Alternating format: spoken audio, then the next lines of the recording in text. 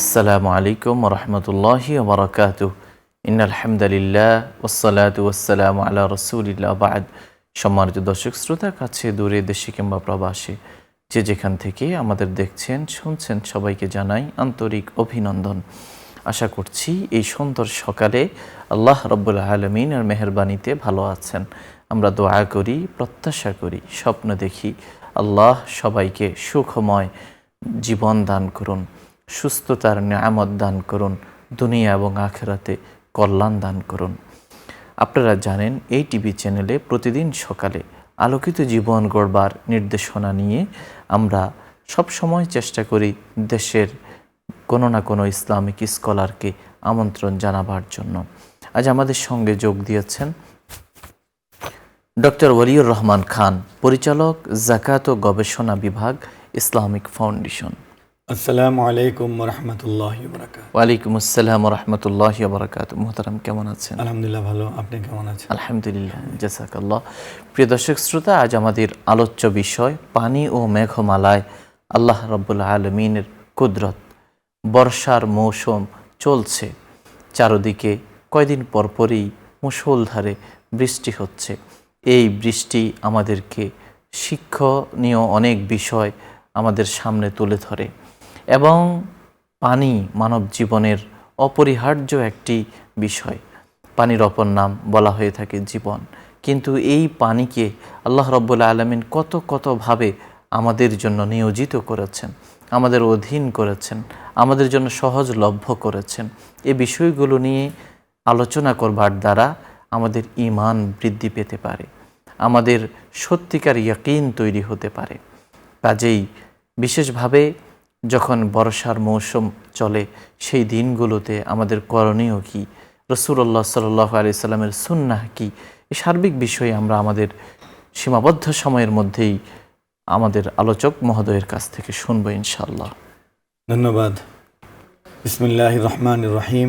আলহামদুলিল্লাহি রাব্বিল আলামিন, ওয়াসসালাতু ওয়াসসালামু আলা সাইয়্যিদিল মুরসালিন ওয়া আলা আলিহি ওয়া সাহবিহি আজমাইন, আম্মা বা'দ। ফাআউযু বিল্লাহি মিনাশ শাইতানির রাজীম। ওয়া হুয়াল্লাযী ইউনাজ্জিলুল গায়সা মিন বা'দি মা কানাতু ওয়া ইয়ানশুরু রাহমাতাহু ওয়া হুয়াল ওয়ালিয়্যুল হামিদ।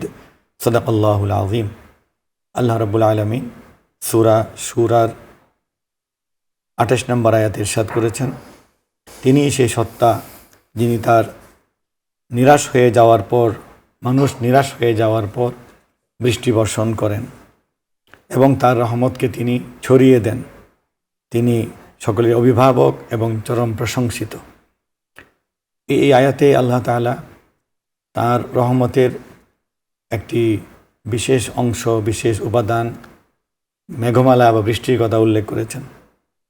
এই বৃষ্টি, মেঘমালা, এই মেঘকে ছড়িয়ে দেওয়া এবং যে অঞ্চলে আল্লাহ তাআলা বৃষ্টি দেওয়ার প্রয়োজন মনে করবেন, যে অঞ্চলের মানুষ বৃষ্টির জন্য আল্লাহর কাছে কান্নাকাটি করছে, চাইছে, সেই এলাকায় মেঘটাকে উড়িয়ে নিয়ে যাওয়া, চালিয়ে নিয়ে যাওয়া, এগুলো সব আল্লাহ তাআলার রহমতের অংশ।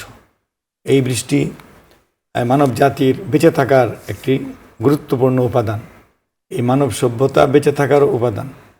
পৃথিবীর বা মহাজগতের অনেক কিছুর সাথে পৃথিবীর যে ব্যতিক্রম, সেটাও একটি কারণ যে এখানে বৃষ্টিপাত হয়।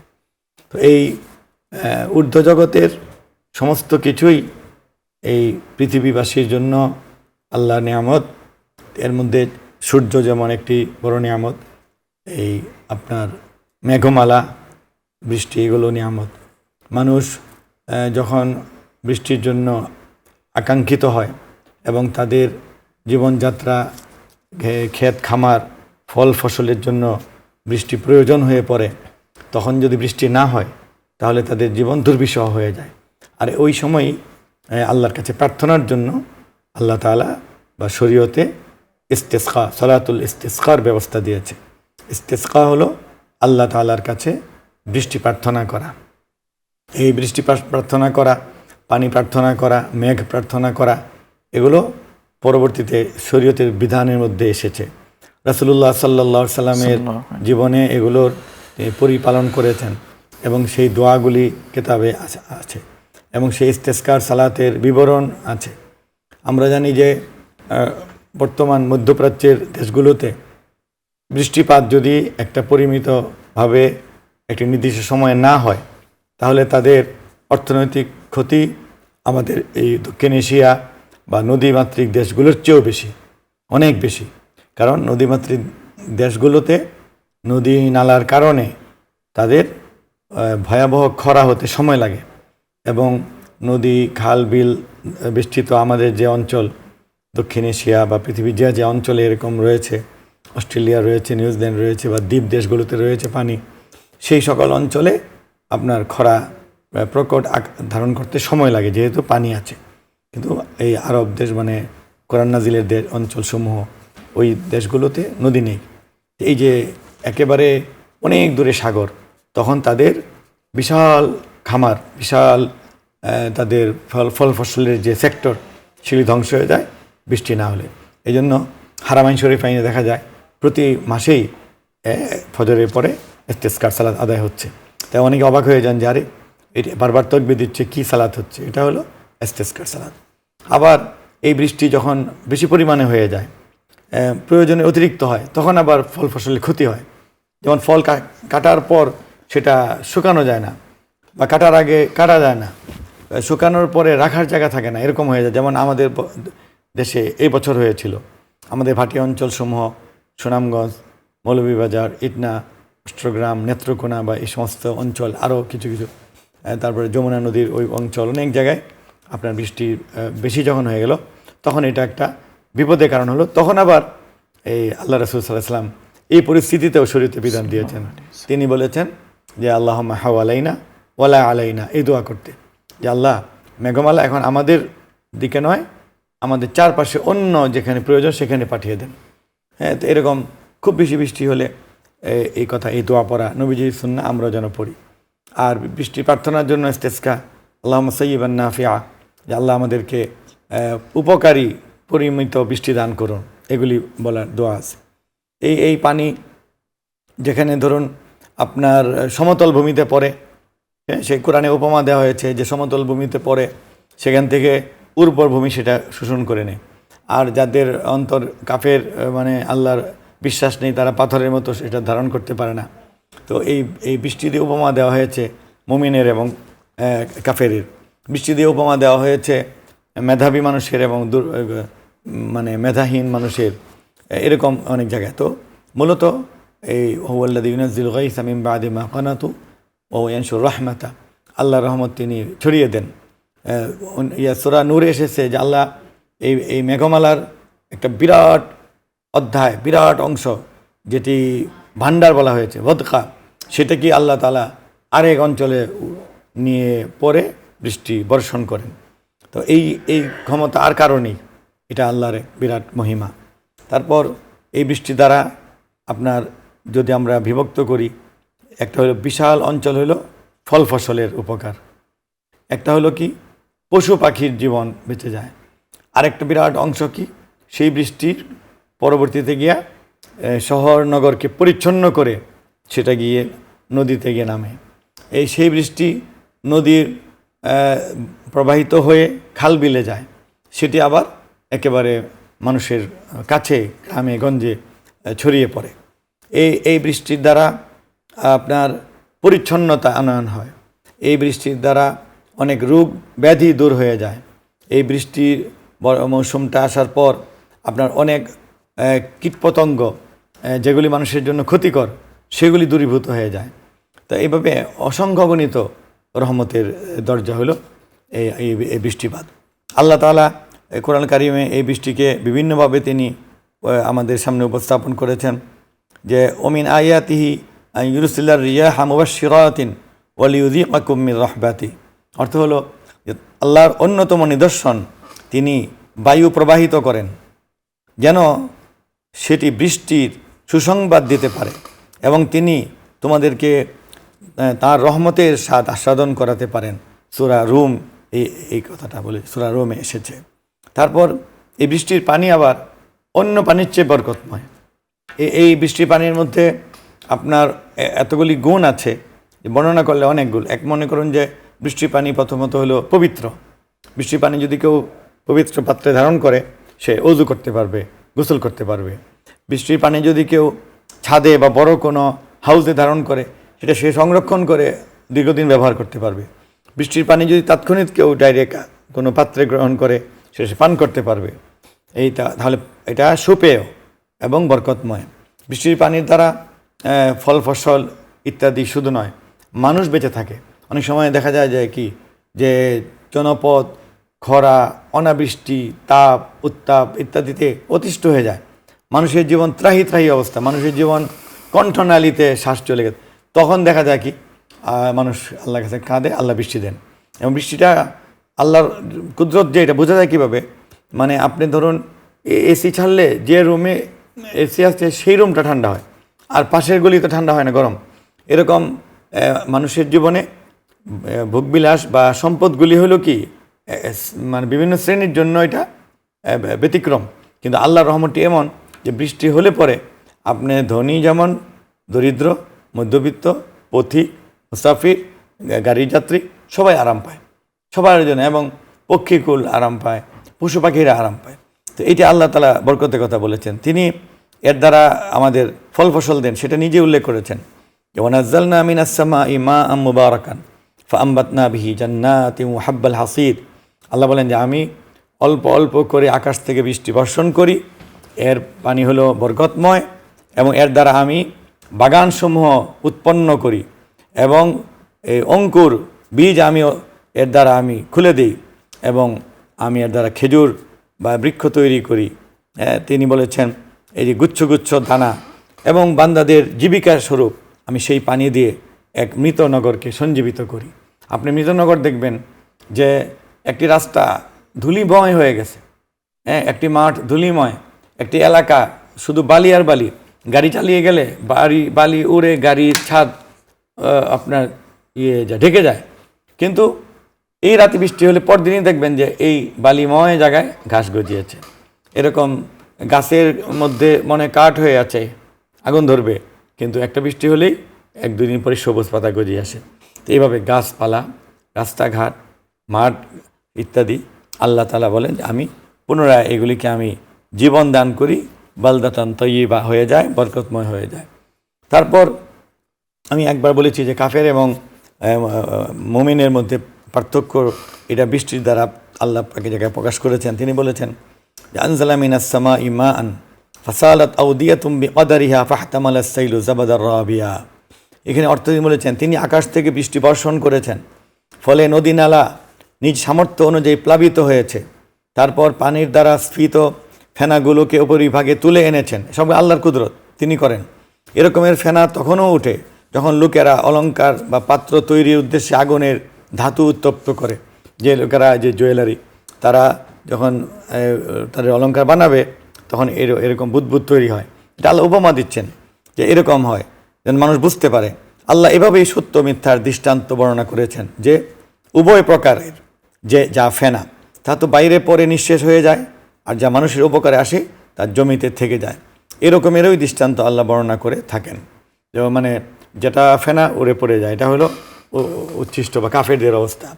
আর যে স্বর্ণ বা রূপা যে ধাতুটা জমে থাকে, এটা মানুষের উপকারে আসে। এভাবে আল্লাহ তাআলার এই যে বৃষ্টিপাতের শক্তি, কুদরত, এটা আল্লাহ তাওহীদের প্রমাণ করে, একত্ববাদের বড় একটি প্রমাণ যে এই ক্ষমতা আর কারণেই। এবং তিনি একমাত্র যিনি তোমাদেরকে বৃষ্টি দেন, আল্লাহ একমাত্র শক্তি যিনি তোমাদেরকে খাদ্য দেন, আল্লাহ একমাত্র শক্তি যিনি তোমাদেরকে নিরাপত্তা দেন। তিনি সূরা ওয়াকিয়া বলেছেন যে আফরাইতুমুল মা আল্লাযী তাশরাবুন আনতুম আনজালতুমুহু মিনাল মুজনি আম নাহনুল মুনজিলুন। আচ্ছা বলো তো, যে পানি তোমরা পান করো মেঘ থেকে, তা কি তোমরা বর্ষণ করো? আল্লাহ মানুষকে জিজ্ঞাসা করছেন, হ্যাঁ, তাদেরকে ধাক্কা দিয়ে যে সজাগ হও। আল্লাহ বলেন নাকি আমি বর্ষণ করি, আমি ইচ্ছা করলে তা লবণাক্ত করে দিতে পারি, অতএব কেন তোমরা আল্লাহর শুকর আদায় করো না? সূরা ওয়াকিয়াতে এসেছে। আল্লাহ তাআলা মানুষকে প্রশ্ন করে করে তিনি সজাগ করেছেন। তিনি সূরা লুকমানে বলেছেন ইন্নাল্লাহা ইনদাহু ইলমুস সাআ ওয়া ইউনাজ্জিলুল গায়সা ওয়া ইয়ালামু মা ফিল আরহাম ওয়া মা তাদরি নাফসুম মাযা তাকসিবু গাদা ওয়া মা তাদরি নাফসুম বিআইয়ি আরদিন তামুত ইন্নাল্লাহা আলিমুন খাবীর। নিঃসন্দেহে আল্লাহ ইনদাহু ইলমুস সাআ, কিয়ামত কবে হবে এর জ্ঞান শুধুমাত্র তার কাছে আছে, এবং তিনি ইউনাজ্জিলুল গাইস, মেঘমালা বৃষ্টি তিনি পরিচালিত করেন। ওয়ালাউ মা ফিল আরহাম, এবং কোন নারীর, কোন মেয়ে লোকটি বিয়ের পর তার সন্তান কি হবে, তার রেহেমে কি থাকবে সেটা তিনি জানেন। এবং তিনি জানেন যে আমাদেরকে বলা হচ্ছে তুমি আগামীকাল কি খাবে, এই বিষয়টি শুধুমাত্র আল্লাহ জানেন। কেউ নিশ্চিতভাবে বলতে পারে না যে সে কতটুকু খাবে, কি অক্সিজেন নেবে, কি পান করবে, আল্লাহ জানেন। এবং তিনি জানেন বিআইয়ারদিন তামুত, এটা মানুষ জানে না যে সে কোন জায়গায় মৃত্যুবরণ করবে, এটা একমাত্র আল্লাহ জানেন। তো এই যে বৃষ্টিকে চালিয়ে নেওয়া, বৃষ্টি ইউনাজ্জিলুল গাইসা, বৃষ্টি বর্ষণ করা, এটা আল্লাহর একটা বিশেষ শক্তি এবং কুদরত। এই বৃষ্টির পানি রিজিক, বৃষ্টির পানির দ্বারা মানে প্রত্যক্ষভাবে পান করা যায়। এটার দ্বারা ফসল হয়, এটার দ্বারা জমিন উর্বর হয়, এটার দ্বারা পৃথিবী মানুষ সভ্যতা বেঁচে আছে। এই জন্য এটা একটা অমূল্য রিজিক, যার মূল্য দিয়ে শেষ করা যাবে না। আল্লাহ এটা বিনামূল্যে দিয়ে দিয়েছেন। অনেক অঞ্চলে বৃষ্টিপাতের কারণে তার নিম্ন অঞ্চল বা ভাটি অঞ্চল নদী নালা প্রবাহিত হয়। অনেক বৃষ্টি পাহাড়ে পড়ে, সেগুলি সাগরে নেমে আসে। তো এটা আল্লাহর বিরাট কুদরত। আল্লাহ বলেছেন ওয়ানজালা মিনাস সামাই মাআন ফাখরাজা বিহি মিনাস সামারাতি রিজকাল লাকুম, ডাইরেক্ট বলেছেন যে আল্লাহ যিনি আকাশ থেকে বৃষ্টি তিনি নাজিল করেন এবং এর দ্বারা তিনি তোমাদের জন্য এবং তোমাদের চতুষ্পদ জন্তুর জন্য ফল ফসল বা রিজিক বের করে আনেন। আল্লাহ বলছেন যে আখরাজা বিহি মিনাস সামারাত, তিনি ফল তৈরি করেন, ফসল তৈরি করেন, এবং এটি তোমাদের রিজিক, তোমাদের পশু পাখির রিজিক। হুয়াল্লাযী ইউরীকুম আয়াতি ওয়া ইউনাজ্জিলু লাকুম মিনাস সামাই রিজকা, তিনি সেই আল্লাহ যিনি তোমাদেরকে তার নিজের রহমত নিদর্শনাবলী দেখাচ্ছেন এবং তিনি আকাশ থেকে তোমাদের জন্য রিজিক নাজিল করেন। ডাইরেক্ট বলা হয়েছে ওয়া ইউনাজ্জিলু লাকুম মিনাস সামাই রিজকা, আকাশ থেকে তিনি তোমাদের জন্য রিজিক দান করেন। এই রিজিক মানে আমাদের জীবনকে বাঁচিয়ে রেখেছে। আমাদের উচিত কি যে প্রত্যেকটা বস্তুর উৎস যদি আমরা খুঁজি, দেখা যাবে যে অধিকাংশ বস্তুর উৎস হলো পানি। মানে অধিকাংশ আমাদের চারপাশের, আমাদের বেঁচে থাকার অবলম্বন, আমাদের হাওয়া, আমাদের বাড়িঘর, আমাদের আসবাবপত্র, আমাদের কাপড় চোপড়, আমাদের খাওয়া দাওয়া, আমাদের পানীয়, আমাদের গ্লাস, ক্রোকারিজ, এগুলোর অধিকাংশ কিন্তু মাটি থেকে এসেছে বা পানি থেকে এসেছে। আল্লাহ বলেছেন ওয়া ইউনাজ্জিলু আলাইকুম মিনাস সামাই মাআন লিইউতাহহিরাকুম বিহি, তিনি তোমাদের উপর আকাশ থেকে বৃষ্টি বর্ষণ করেন যেন তা দিয়ে তোমাদেরকে তিনি পবিত্র করতে পারেন। এই যে মানে গোসল হয়, ওযু হয়, বাড়িঘর পরিচ্ছন্ন হয়, নগরী পরিচ্ছন্ন হয়, এবং দেখা যায় কি যে শহরের মানে ময়লা আবর্জনার বিশাল ভাণ্ডার বৃষ্টিতে ধুয়ে মুছে পরিষ্কার করে দেয়। মানুষের ঘর বাড়ি পরিষ্কার হয়ে যায়, মানুষের গাড়ি পরিষ্কার হয়ে যায়। এগুলি তো আমরা কেউ চেয়ে পাই না, এটা আল্লাহর বিশেষ দয়া রহমত। আল্লাহ তাআলার কুদরতের কথা তিনি এভাবে আরও বলেছেন ওয়া আল্লাহু আনজালা মিনাস সামাই মাআ ফাআহইয়া বিল আরদা বা'দা মাউতিহা, আর আল্লাহ তাআলা যিনি আকাশ থেকে বৃষ্টি বর্ষণ করেন এবং পৃথিবী জনপদ মৃত প্রায় হয়ে যাওয়ার পরে তিনি আবার সেগুলিকে জীবন দান করেন। এই জন্য আপনি দেখা যায় যে খরা হলে মনে হয় যে লক্ষ লক্ষ হেক্টর জমি, হ্যাঁ, শত শত জেলা, হ্যাঁ, হাজার হাজার থানা একেবারে কাঠ হয়ে গিয়েছে, চৌচির হয়ে গিয়েছে। মানুষ চাতক পাখির মতো আকাশের দিকে তাকিয়ে থাকে, হে আল্লাহ মেঘ দে, পানি দে, তুই আল্লাহ মেঘ দে, মানুষ এরকম গজল গাইতে থাকে। তখন আল্লাহ এটা দেন। তিনি বলেন ইন্না ফি যালিকা লাআয়াতাল লিকাওমিন ইয়াসমাউন, যে লোকেরা কানে দিয়ে শুনে আল্লাহর কথার দিকে মনোযোগ আছে তাদের জন্য এগুলি আল্লাহ তাআলা নিদর্শন। আপনি তো বলছেন যে পানি এবং মেঘমালা, এখানে আল্লাহ তাআলার অসীম কুদরত রয়েছে এবং মানুষের বহুবিধ উপকারে এটা আসছে। কখনো কি এই বৃষ্টি আযাব হিসাবেও আসতে পারে? আসতে পারে। মানে আযাব হলো কি যে মানুষের প্রয়োজনে অতিরিক্ত হয়ে যাওয়া। তা এটাকে আমরা দুইভাবে নিতে পারি। যে কোনো প্রাকৃতিক অস্বাভাবিক আচরণ, এটা আল্লাহর পক্ষ থেকে সতর্ক করার জন্য আযাব হতে পারে, অথবা এটা মানে আল্লাহ আমাদেরকে এমনি দিয়েছেন যে পরীক্ষা করার জন্য, যেটা বালা বলা হয়, যে আমরা তখন কি করি, ধৈর্য ধারণ করি কিনা, নাকি নারাজ হয়ে যাই। তো এই জন্য কতটুকু পরিমাণ বালা পরীক্ষা আর কতটুকু হলে আযাব, এটা যেহেতু আমরা জানি না, সদা সর্বদাই আমাদের আল্লাহর কাছেই আত্মসমর্পণ করতে হবে যে আল্লাহ অনেক বৃষ্টি হয়েছে, আর দিয়েন না।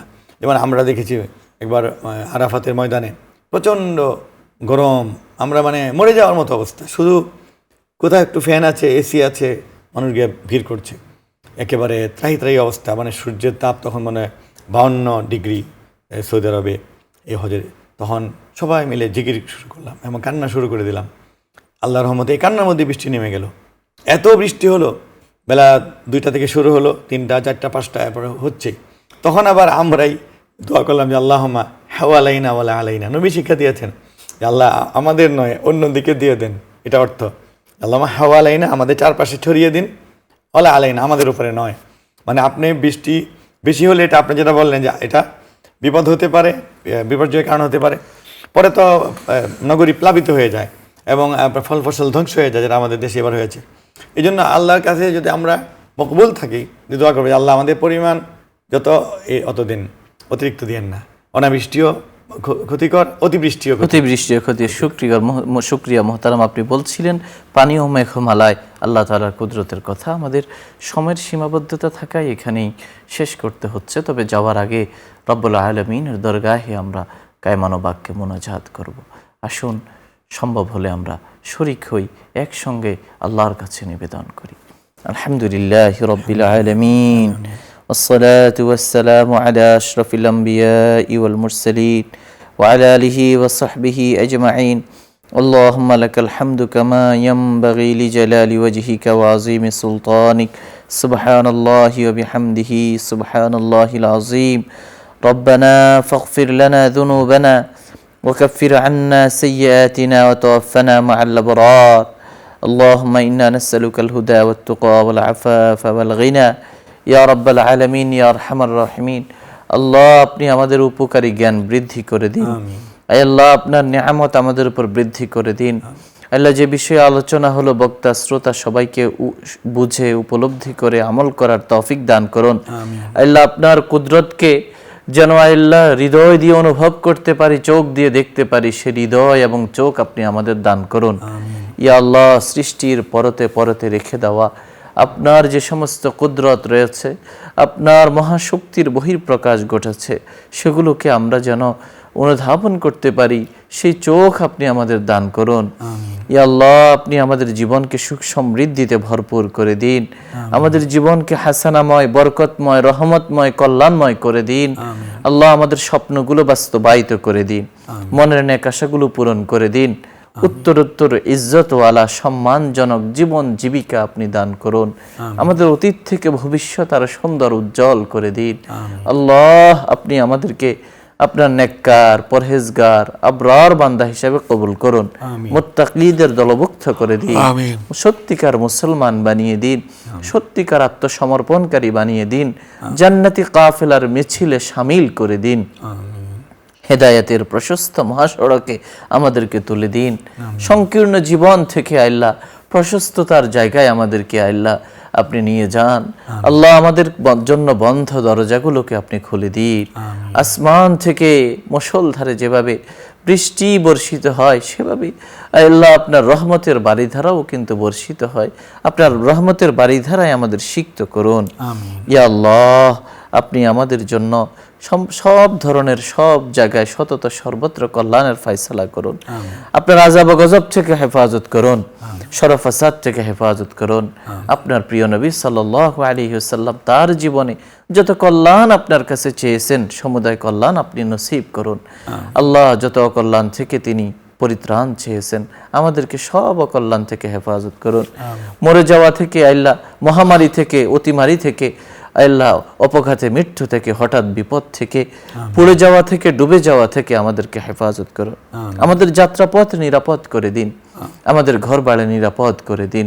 আল্লাহ, আমাদের প্রাতিষ্ঠানিক জীবনকে সম্মানজনক করে দিন। আল্লাহ, যে কাজগুলো আমরা সূচনা করেছি তা সমাপ্ত করার তৌফিক দান করুন। জীবনের অসমাপ্ত কাজগুলো সমাপ্ত করার তৌফিক দান করুন। আমাদের সন্তানাদিকে নামাজি বানিয়ে দিন।